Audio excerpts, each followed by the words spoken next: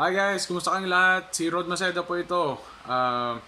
Tagal-tagal na rin po ako hindi nakakapag-post ng video na kinakausap ko po kayong lahat kasi medyo na busy po sa pag-asikaso sa aking pamilya at sa pagbabalik recording po, may inaayos na po ako. Very excited po kasi malapit na pong i-release ang aking second single. Ito po yung Ayaw Jud Ay. Masusundan na rin agad po yan ng aking third single. Ito po yung Hangtod Karon.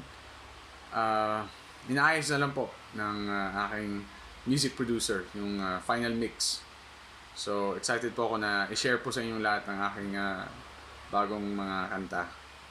At ito nga, bago lang itong mga balita ngayon na nangyayari sa ating mundo.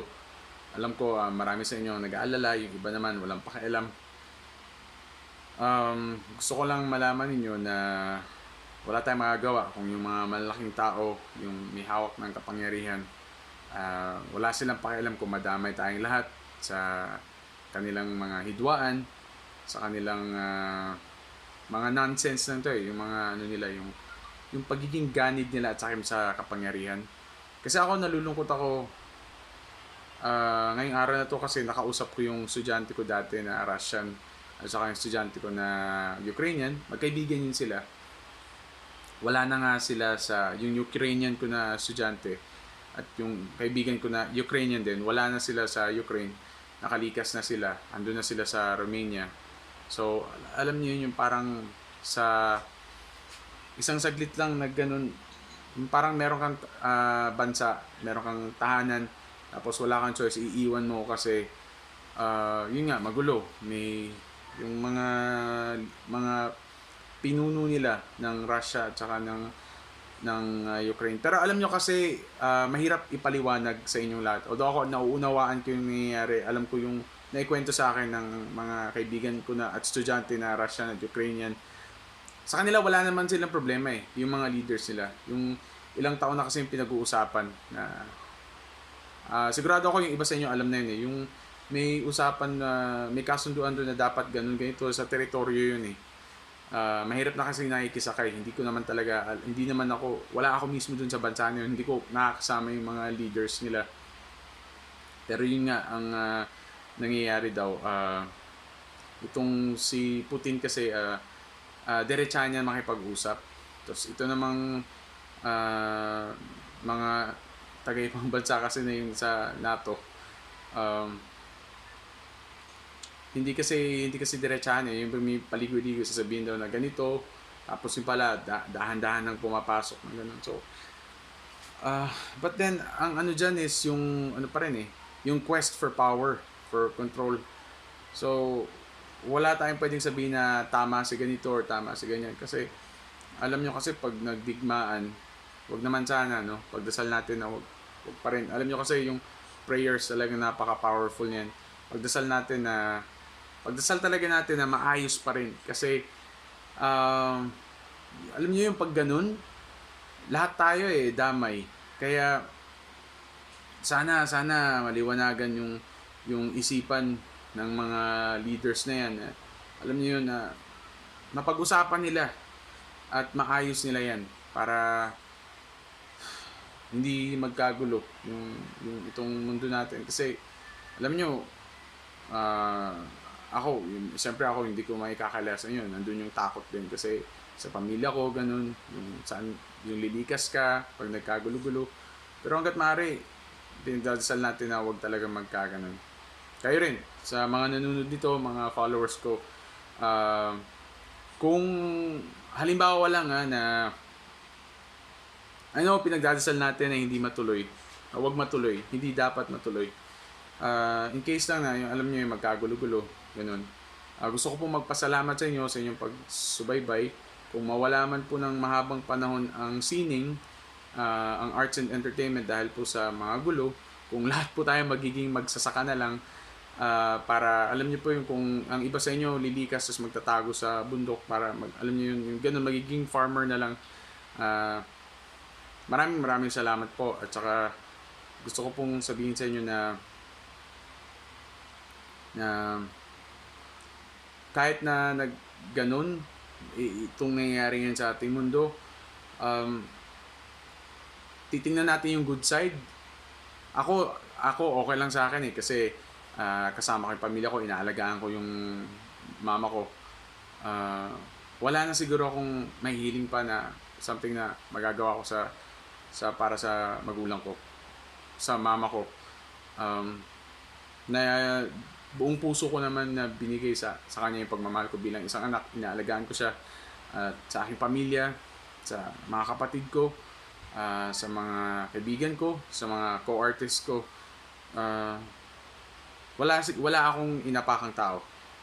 Um, para sa inyo ito ha. Mm, yung good side na lang nito, yung bright side nito nangyayari ngayon na gulo sa ating mundo. Kung katapusan na ng sangkatauhan, hindi katapusan ng mundo ha. Kasi ang mundo, ang daigdig mananatili yan. Yung tao ang matatapos yan kapag talagang hindi napigilan yung saltik sa ulo ng mga leaders niya at talagang mag-away-away sila ng ganun. Wag naman sana.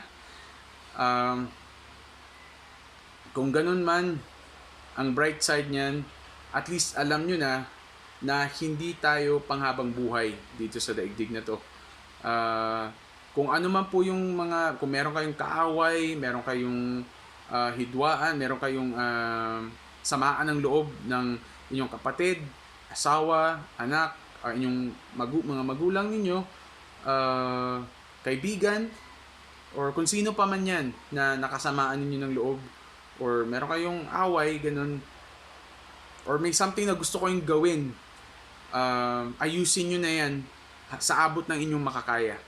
Kasi yun lang yung magagawa nyo eh. At least nabigyan tayo ng parang senaryo na parang kung in case man na hanggang dito na lang tayo, lahat ng pwede natin gawin na gusto natin gawin sa buhay natin, kung nailistan nyo man yun o hindi, gawin nyo na. Kung meron kayong kaaway, pagdasal nyo na sila, makipagbati na kayo.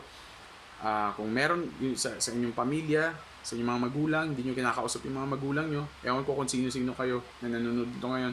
Sa mga magulang naman, sa mga kaibigan ninyo, kung sino man yan, ayusin na ninyo yan. Kasi di natin alam, baka bukas wala na tayo. Pero pagdasal pa rin natin na maayos ang lahat-lahat.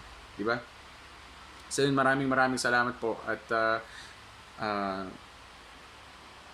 magtutuloy-tuloy man po ito, abangan nyo po ang aking mga darating pa na mga kanta. Ito pong Ayaw Jud Ay. Kasama ko po si Hilda, si GGB. Siya po yung aking featured artist. At saka aking third single, itong Hangtod Karon, na isa pong alternative rock. So, ito, alas 70s. Kasi ako, big fan ako ng 70s. Kaya gusto ko talaga itong... Kaya kaso bumababa eh. Ayos ba? Yan. So, maraming salamat po sa inyo. Yan, selfie ako. Okay. Maraming salamat po sa inyong patuloy na pagsubaybay. Dun sa mga nanood po ng naunhan sa Cine 800, yung sa mga hindi pa nakakapanood, manood na kayo. Hindi ko pa rin yan pwedeng gawing libre kahit na nagkakagulo ng mundo. Basta 50 pesos na lang naman yung ticket price niya. Tapos yung mga hindi pa, yung mga nakapanood na 250 yung bilis sa ticket. Talagang pumaporma. Yung nakabili na ng ticket na 250 na price tapos nanood sa Cine 800, free na kayo sa membership ng aking official fan mail list at saka ng aking website. May access na kayo dun sa aking website. So, padadalan ko na kayo ng message pag ready na siya. May mga inaayos na lang talaga. So, sana po supportahan nyo po ang aking music, aking mga darating pa na pelikula, mga sexy videos, at mga posters. At magdasal po tayong lahat na maging maayos po, maging piliin pa rin po ng ating mga world leaders ang kapayapaan. At isantabi na muna po nila yung kanilang pride, kanilang ego, at saka yung bang pagnanasa na sa kapangyarihan, yung ganid, yung ganun. Anyway, dami ko nang sinabi, ano. So, maraming salamat po. Practice muna po ako. Ayan. Ayos ba? Okay, maraming salamat po at ingat po kayong lahat.